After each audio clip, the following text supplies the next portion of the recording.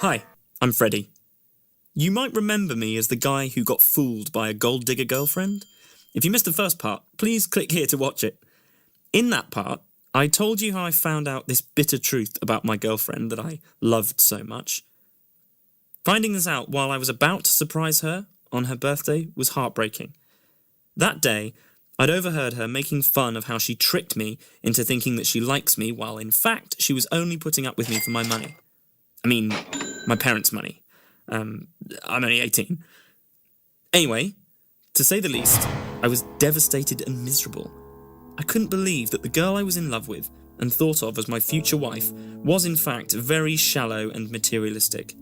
What is killing me the most is feeling like I'm such a fool for not noticing any of the red flags that were in front of me the whole time. That day, I was walking away and I heard them laughing loudly and making fun of how clueless I was.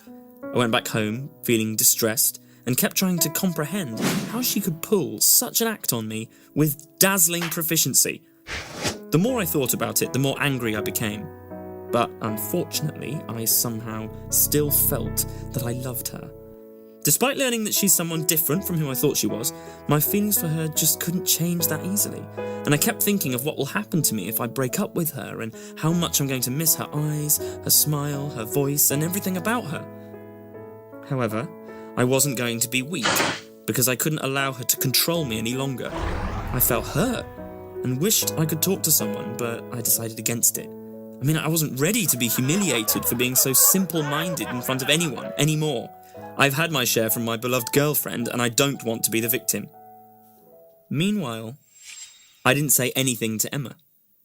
I wanted her to think that I still had no idea of what she's really after.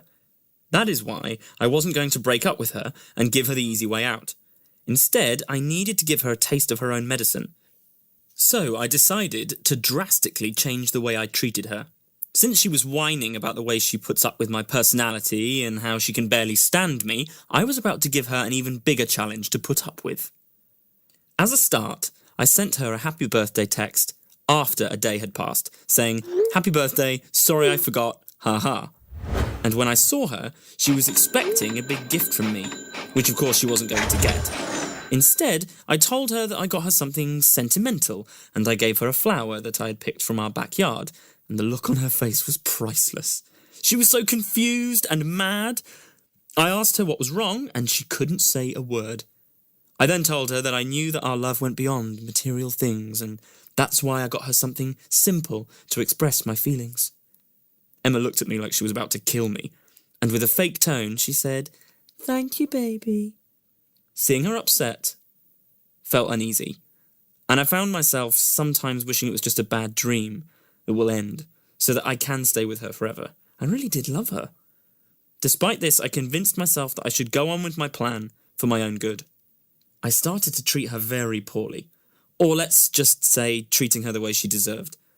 I stopped checking up on her, always told her that I was too busy and didn't have time to meet or talk on the phone, and whenever we spoke, I only spoke about myself and my family.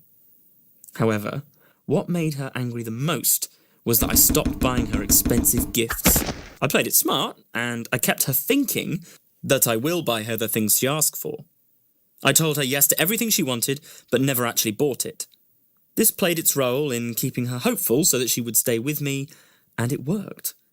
Weirdly enough, her attitude changed in an unexpected way. She started acting way nicer to me, for example. She started using what's so-called magic words in children's books, like sorry and please and thank you.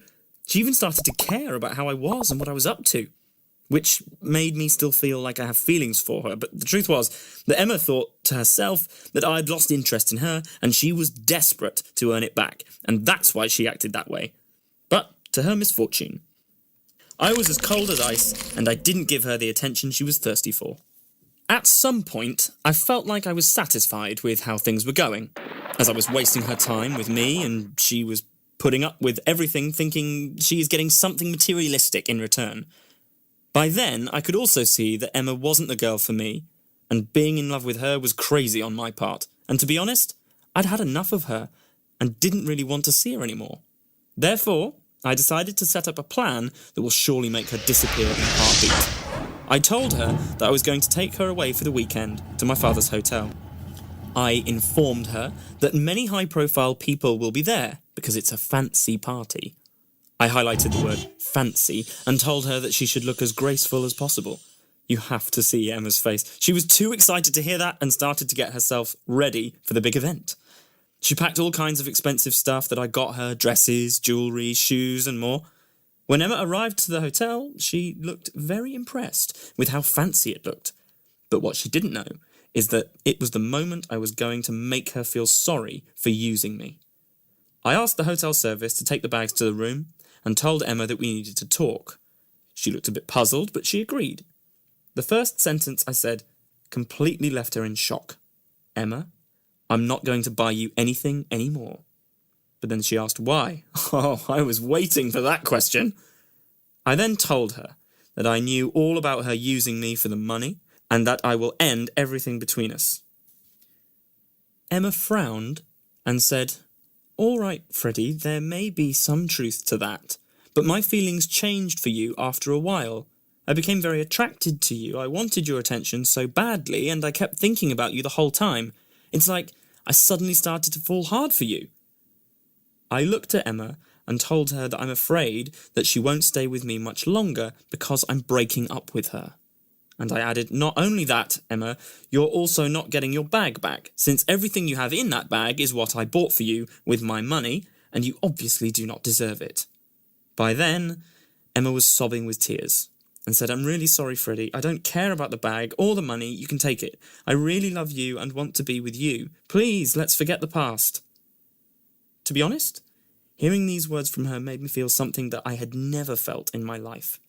I felt powerful.